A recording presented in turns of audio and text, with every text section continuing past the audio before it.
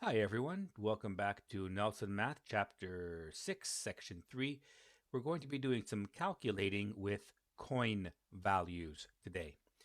On our last section, Section 2, we did a lot of skip counting. We did multiples, so we saw the different ways we can continue with multiples. Today, we're going to build on that using money, specifically right now with 5-cent pieces or nickels.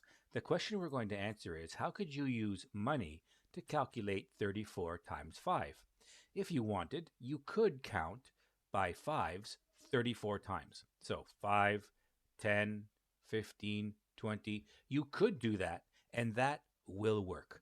However, I'm going to ask you to show how you can organize those different monetary values, in this case coins, how you can organize those coins to make the calculation quicker. Right here, I have altogether these blue circles represent 34 coins. I have 20 coins along the top, 20 coins along this row right here. 20 coins, if I calculated the value of 20 coins, it would be 20 times 5. 20 times 5 we know to be 100, which I've put down here. Here we have 14 different coins. Well, what about if I took 10 of them? That would be from here to here. That's 10 coins right here. So if I took these 10 coins, could I calculate those very quickly if these were each worth 5? The answer is yes. That would be 10 times 5. So that's 50. And what about these last 4 coins right here worth 5 cents each? That's 20. So I wrote it in these number sentences here. I did 20 times 5, 10 times 5, 40 times 5. If you add all these up, you get 34. So we have, that's 34 coins. So 20 times 5, 100, 10 times 5, 50, and 4 times 5 is 20. If we add all of these up, we get 170 cents or $1.70.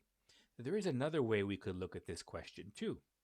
What about if I joined up 2 of the 5-cent pieces? I would get exactly how many pairs? I had 34 5-cent pieces, but if I made them like this, so that's a pair, that's a pair, that's a pair, and they're all these pairs are worth 10 cents, I would have 17 pairs of 5 coins. That makes sense because if I pair them all up, it means I'm going to have half as many pairs.